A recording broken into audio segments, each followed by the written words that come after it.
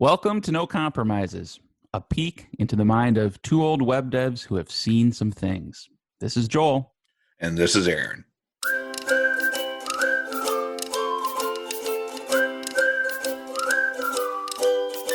In previous discussions, we've talked a little bit about how to inherit a new code base, whether it's you taking on a project from a previous developer or like joining a team and kind of get your wits about you in that new code base.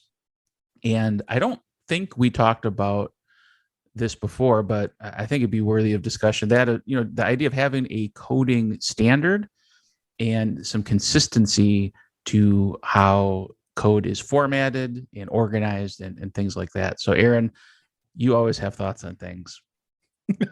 What are your thoughts on coding standards and how to approach that, especially in a legacy code base?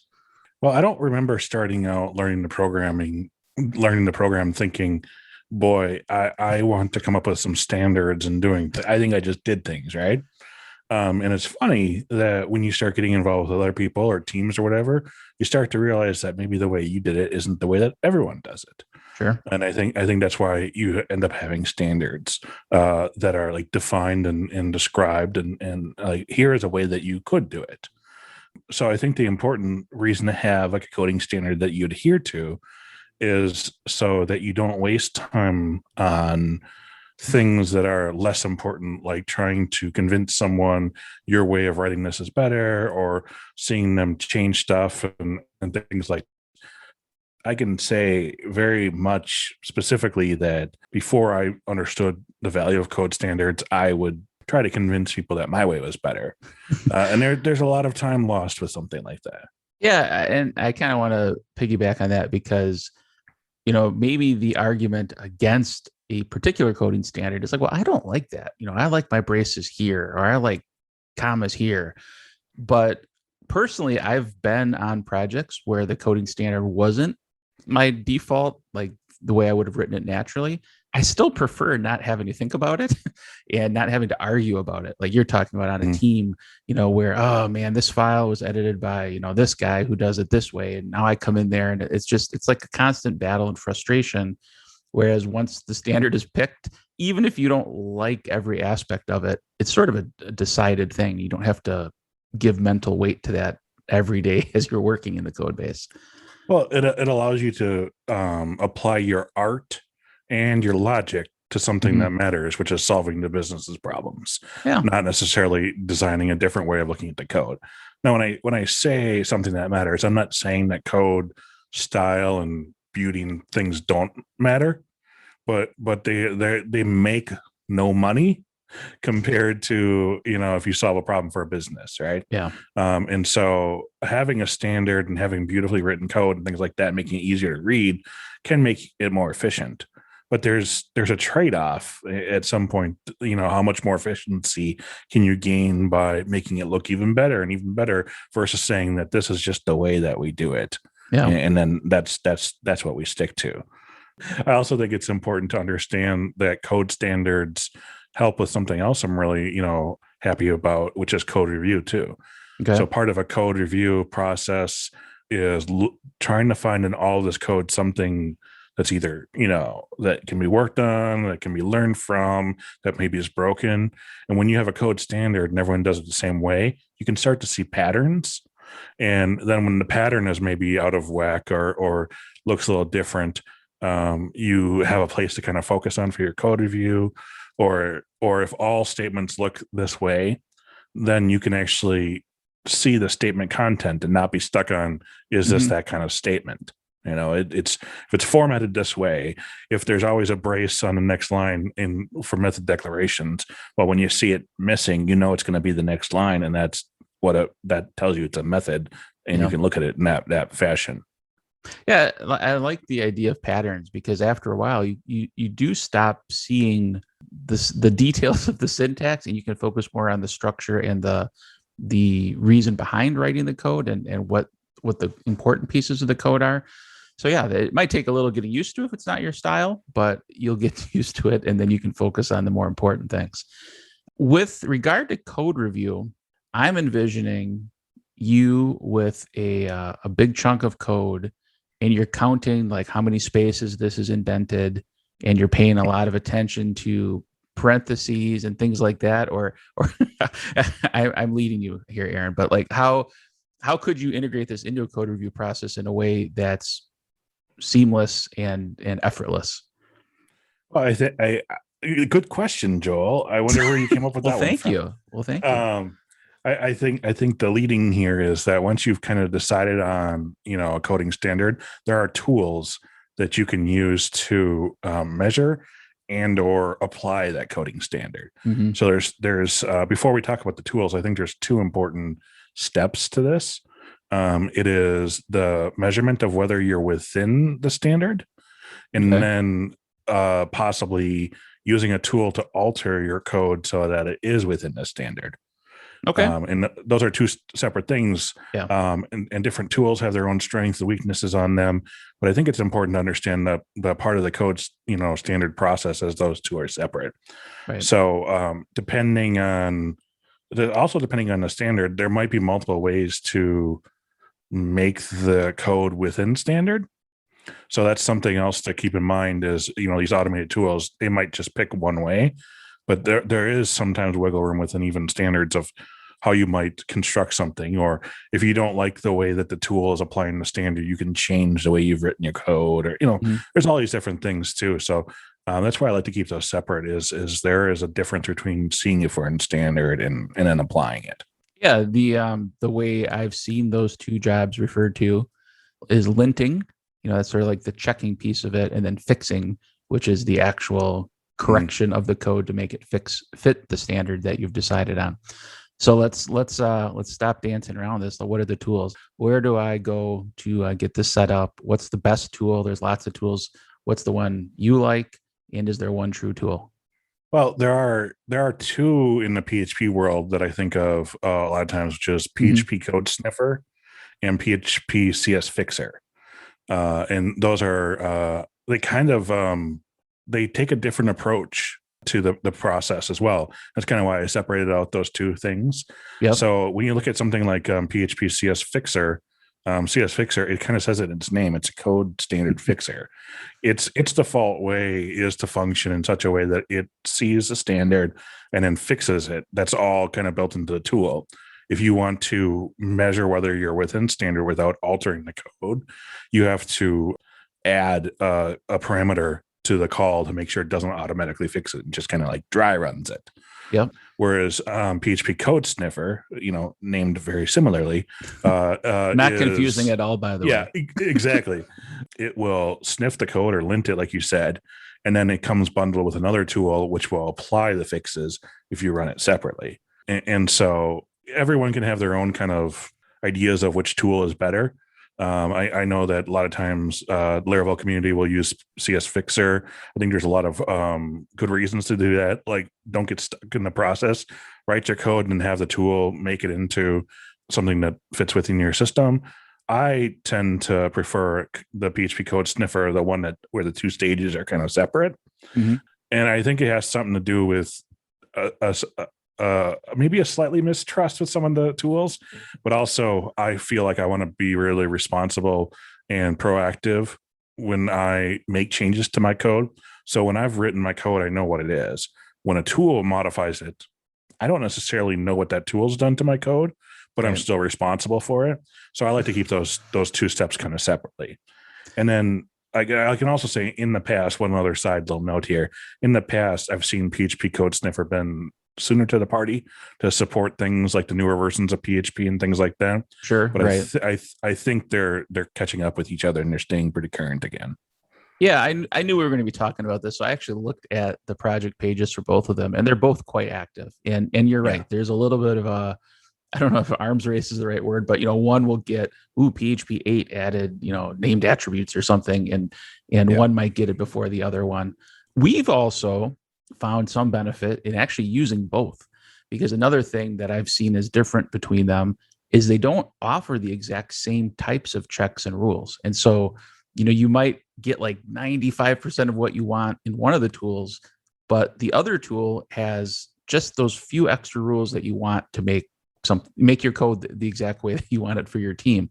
And so you can use them both together. Other than the confusion of like, I was just looking at a source code here. There's a .php underscore cs, and then there's php cs.xml, and then the tool names overlap a lot. And so it can be a little mind bending at first to get your head around what is doing what.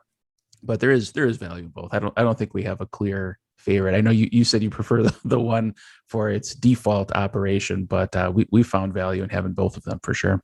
Well, I think I would actually disagree with you a little bit. As Okay.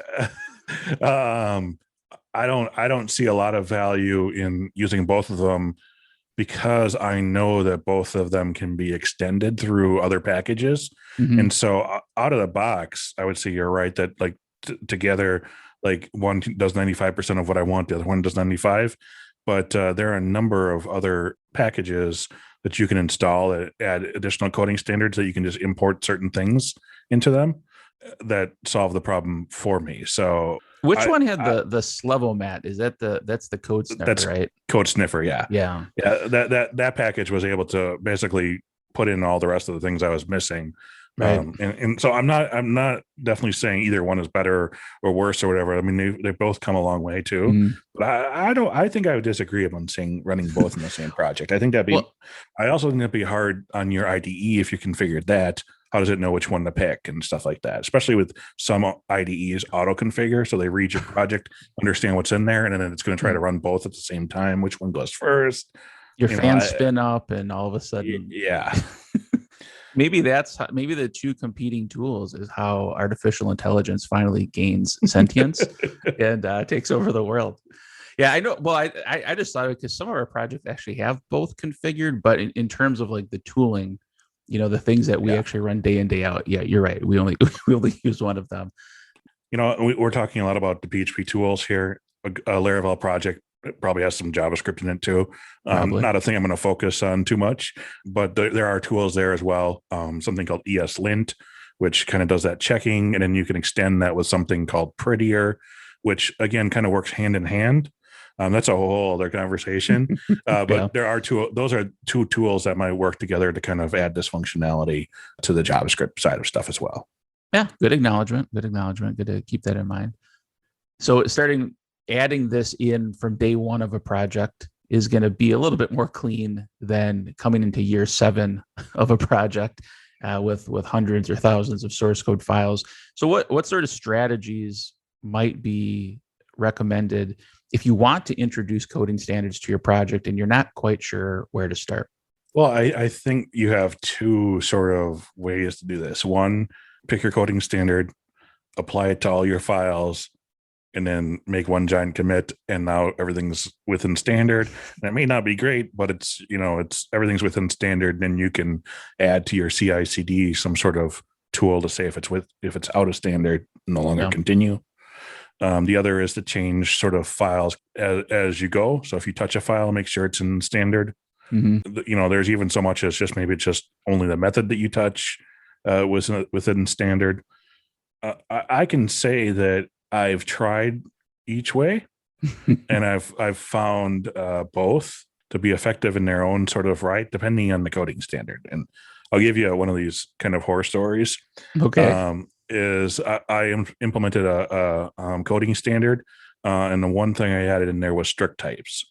Oh boy. And I applied that to every single file I touched. But Mm-hmm. there were some times when that stuff wasn't under proper unit test or Yeah. whatever, and I did not notice that some of the light equaling, not exact equaling, was now changed, or like things would just crash because they were actually then expecting a certain type. Yeah. So that was that, but I also think that was a little bit beyond a code standard. That was a change of PHP coding level, I guess. I don't know how you want to say it, that I used a code standard tool to implement. Right. And so I guess that's where I would draw the line is if you're going to apply something to the entire project, it can't change the way that your project functions. So like adding in maybe return types or parameter type hints and stuff like that actually does change the way the code Right. will compile and function. So while that's a great thing for a code standard, you can't just change that willy-nilly all over the place.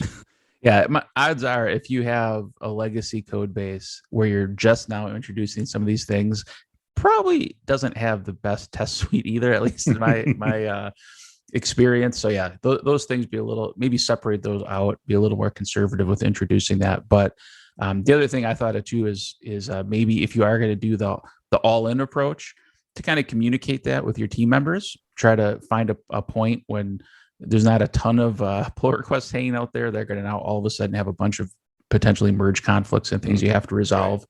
But if the tool can do it for you automatically and your test suite passes and you're not introducing those behavioral changes you talked about, like type hinting or strict types or things like that, it's usually pretty safe to do it across the project. But your mileage may vary, so be aware of that. The one thing I also want to add, and this again is an opinion thing, but personally, I like it when CI will reject something for failing a coding standard, but I really don't like it when it automatically fixes it and adds a commit like upstream in my GitHub or GitLab or wherever you're using for source code. Like, I get why people do it. It's convenient, but I really personally find that adds a lot of noise to the process. And I'd rather, as a developer, just have it rejected a few times. You remember, oh yeah, I forgot to run this tool. And then everybody just does it as part of their routine. It's sort of like tests failing. Like, you get notified about that, but I mean, it's not apples and oranges, but like, it'd be annoying if like GitHub is like, oh, I can fix that for you. I can make this test pass. I'll just comment it out, or, something like that. Right. Those sort of automatic things, personally, I find a little annoying. I'd rather do it on my machine with the tools set up in the project for everybody. Yeah, I think you're right. That adds some noise, but also, as I always come back to, like, you are responsible for the code in your branch. Mm-hmm. And I would say that saying a tool made some changes for you out of your control is not something I'm comfortable with. You could argue, well, it does it locally. Well, I can review the commit before I push it and see all of its changes. I don't necessarily like some tool altering my code once it's out of my hands. Right. And then, of course, you could always set up, Git hooks and stuff like that to run this stuff before commit. Make sure it's within. I guess I should be real clear in there. Set up a Git hook before commit to run the standard checker, not to fix the issues. Because then again, like it's going to commit something that you didn't look at. Yeah, exactly.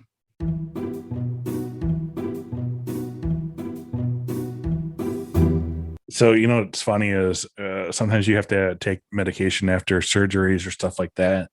Mm-hmm. And they always say, don't take this and operate heavy machinery. Okay, no forklifts. And I know that means probably like don't drive a car. Okay. But I really, if it feels like, I shouldn't be driving a forklift or like a bulldozer. These are all things I can't do anyway. Mm-hmm. But like now the pill tells me like don't do this. I just think that's like like, when are we gonna say things how they are? Like, hey, this messes you up, so don't do anything that requires motor skills. but I guess then if they said that, I'd be like, well, I'm not fixing engines, so I don't need any motor skills. Oh boy, you're gonna be that guy. They should probably also include in there not just heavy machinery, but also like, don't sign any legal contracts or make any life-changing decisions while you're on this medication. Yeah, don't text your ex. I mean, just don't do that. Stay away from your Amazon wish list. Oh boy, and converting that into purchases. Yep. There's a bunch of stuff I suppose you shouldn't do on these medications.